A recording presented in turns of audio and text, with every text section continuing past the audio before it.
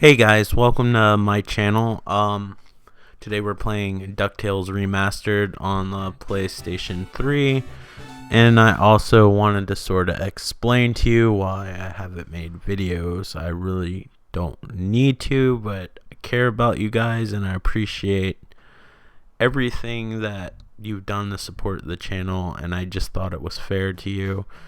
I've been really hesitant on making videos just because I simply haven't felt up to it. I don't really feel up to it much today, but I feel like it's fair to you. I can't even talk because I'm all over the place.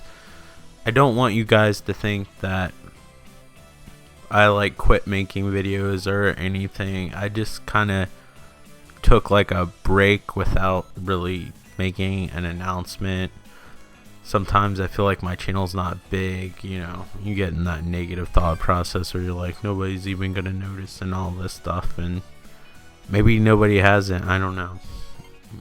But if you have, I appreciate it and everything like that. The whole reason why I got started into making videos is because of the community aspect, and I do feel like as YouTube has gotten more popular and more people are able to make videos, YouTube is geared towards more of the commercially viable YouTube content makers. It's becoming more commercial, almost like a network, and a lot of the community aspect of things are fading, which is sort of disappointing to me because that's the reason why I got into it.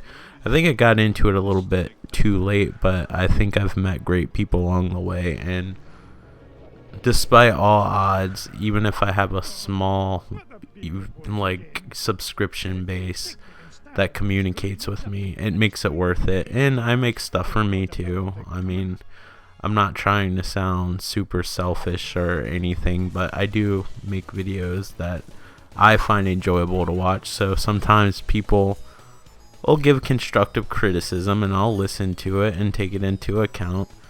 But sometimes the reason why I make the videos the way I make them is so they're first and foremost enjoyable to me, which is really weird, but I kind of feel like I'm making my own channel at the same time, and these are the kind of videos that I like to watch when I search on YouTube. So anyway, where have I been? Well, it's been a few months of stuff. I don't think I've made a video since October, and I had all these videos set up for October. I actually didn't even have to record anything today because I have a back catalog of mostly horror-based video games that I was going to do for Halloween.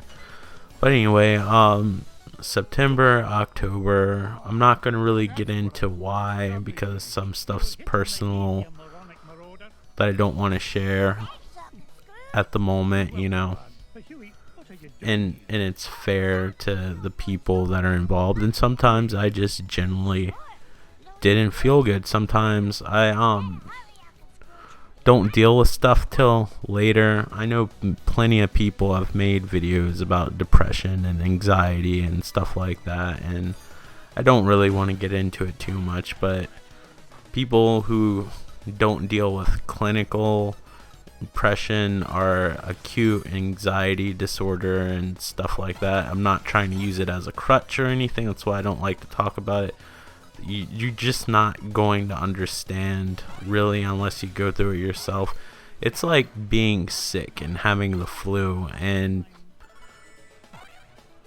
you don't get to pick sometimes what kind of mood you're in or how you feel. Of course you can pick sometimes what you do about it physically, but you're gonna still feel like crap no matter what. And just like when you work on something and you don't feel 100% about it, like let's say you're working on a piece of art or you're building a house or you're making a YouTube channel with commentary, it's gonna show if you're not 100% no matter what you do. And if you half-ass something, it's not gonna be very good. And another thing is, there's been a lot of negativity on YouTube. Sometimes, I'm not gonna lie, I try to avoid it, but I probably contributed to some of it. I'm not guilt-free. I'm not a saint or anything like that.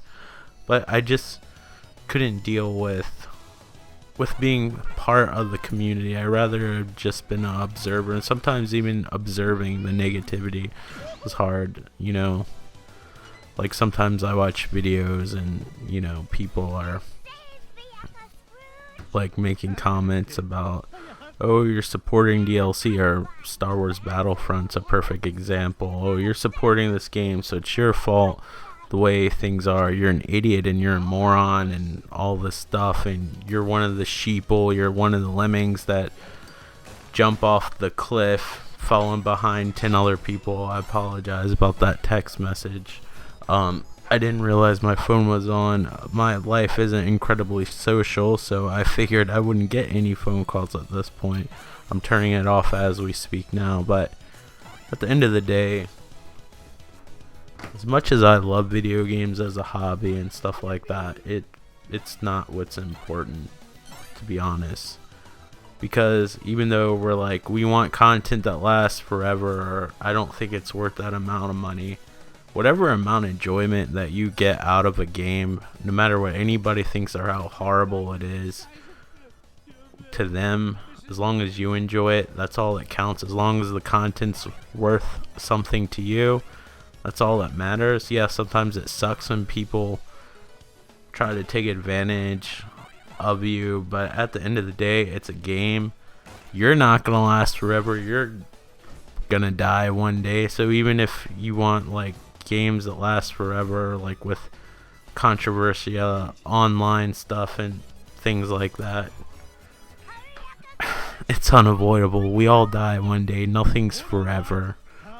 Enjoy it while you can. You might not have a chance. So and I can't live my life based on trying to make the gaming experience better for anybody else. I'll just play what I want to, and I'm one of the people who actually, for the little content that Star Wars gives me, like, I've gotten every penny's worth of enjoyment out of it and more. Because honestly, the way I've been feeling, even though like I have games that probably are better content wise, like I have like the newer Fallout 4, which I would really like to play. I got the Xbox 360 version of Rise of the Tomb Raider, which I wasn't originally going to get, but it's a surprisingly good port, and I'll probably get the PS4 version whenever it comes out, but I really wanted to see what happens in the sequel, and it's a really good port. So for you people who haven't adopted the 8th gen yet